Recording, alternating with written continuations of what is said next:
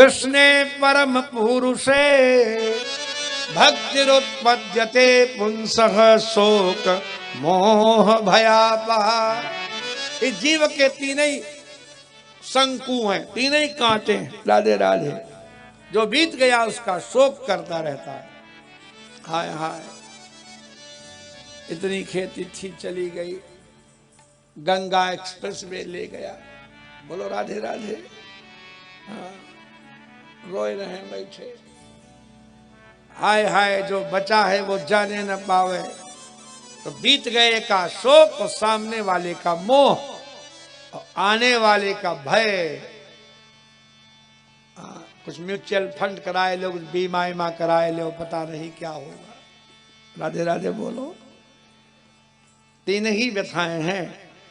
बीते का शोक करता है, सामने वाले का मोह करता है, आने वाले से भयभीत रहता है।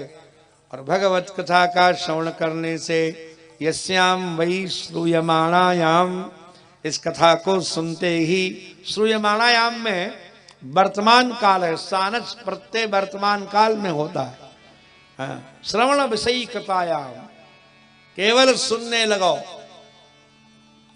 तो कृष्णे परम पुरुषे, भगवान परम पुरुष है, उत्तम पुरुष स्वन्य परमात्मेति उदाहरता यो लोकत्रयमाविश्य बिभर्त्य वे ईश्वर।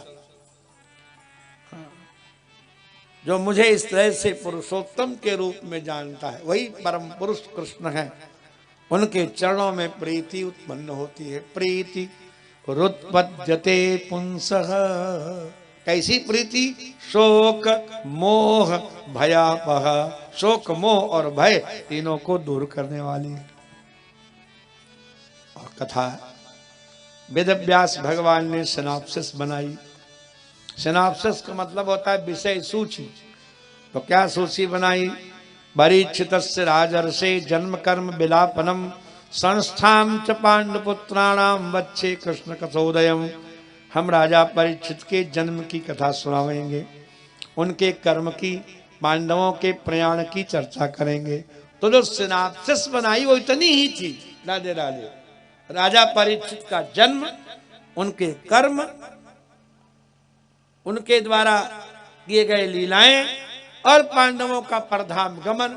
फिर भागवत इतनी कैसे हुई? तो इसलिए हुई कि राजा परीक्षित के कर्मों में एक कर्म ये भी है कि अंतिम समय वो गंगा किनारे चले गए और वहां सुखदेव भगवान आए। तो राजा परीक्षित का कर्म फल ही ये है कि जो भागवत की कथा गंगा किनारे हुई।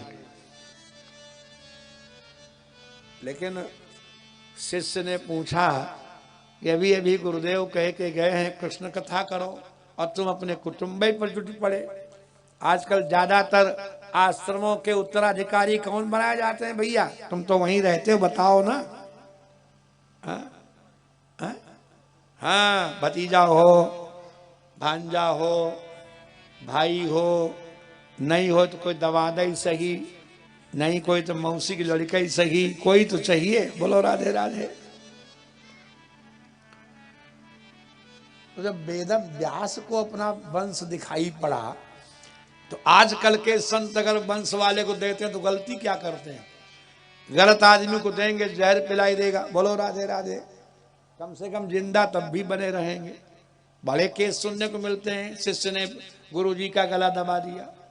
आपने भी सुना है? बच के रहना।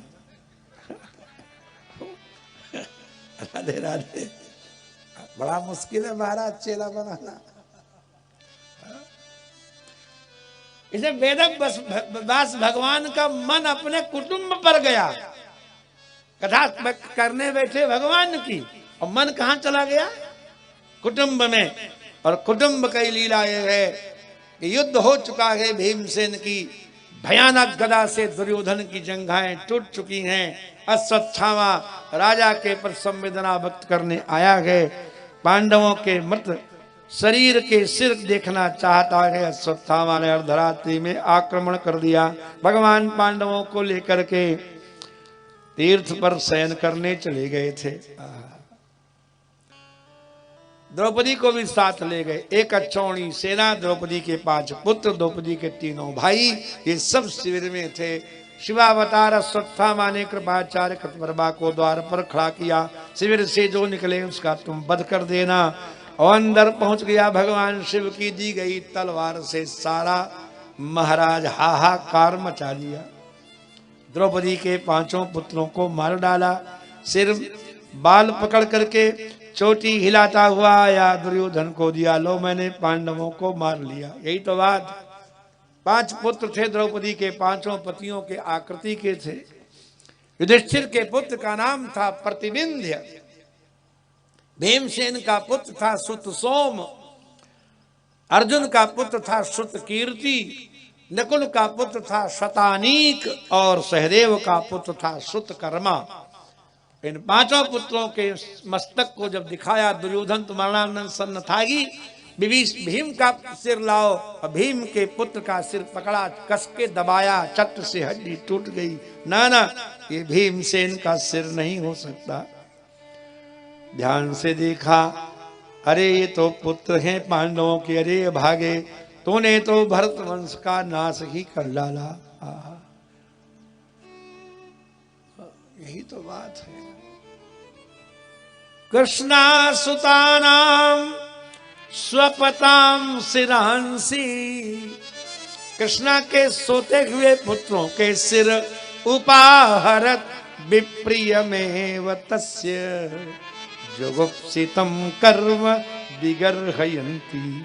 निंदनीय कर्म की कोई प्रशंसा नहीं करता।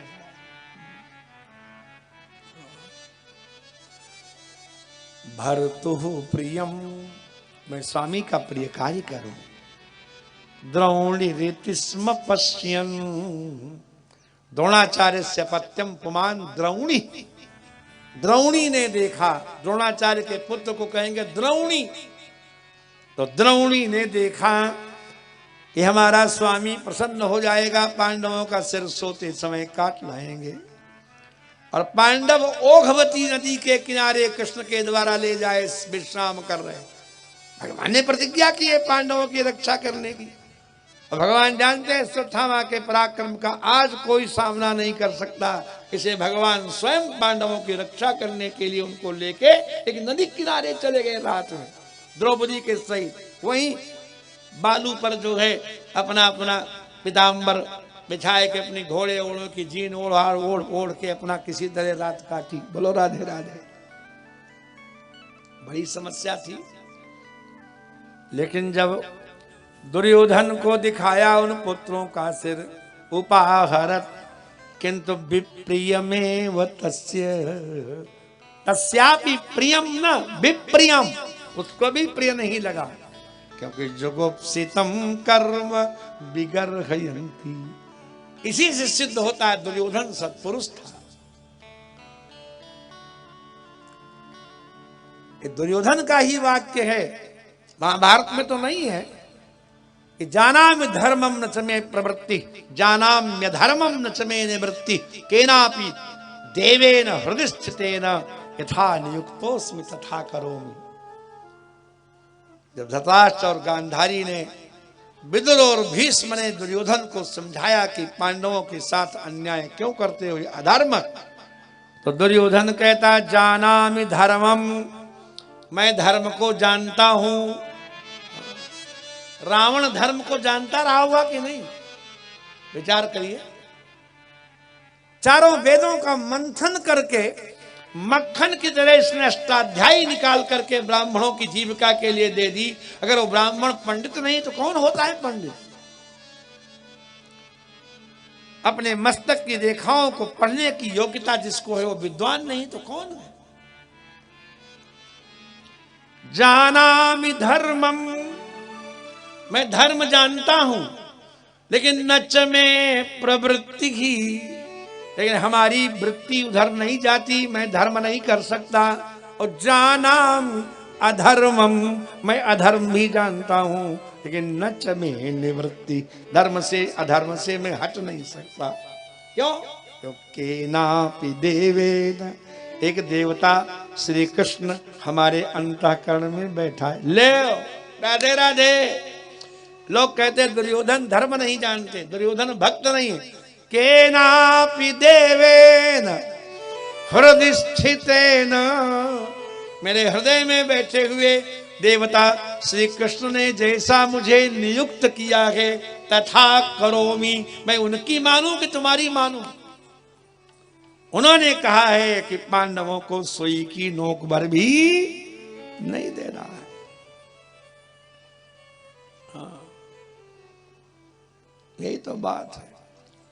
इसलिए I would not like to grant the earth point of a pin, सुई की नोक भर भी नहीं दूंगी, क्योंकि कृष्ण कह रहे हैं भाई।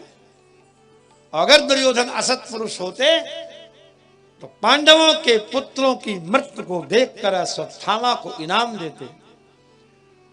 यह दुर्योधन ने अश्वत्थामा को धिक्कारा, किस युद्ध में हमारे कुल में तो कोई पुत्र रहा ही नहीं, अरे भागे, तूने द्रौपदी के पुत्रों की हत्या करके भरत वंश का नाश कर दिया, अब हमारे पुरखों को जल देने वाला कोई नहीं बचा। अच्छा नहीं किया। और इसके इसी कर्म पर अर्जुन और कृष्ण नाराज हो गए, उसको पशु की तरह बांध करके लाए। ब्रह्मास्त्र काम नहीं आया उसका, माथे की मणि निकाल ली।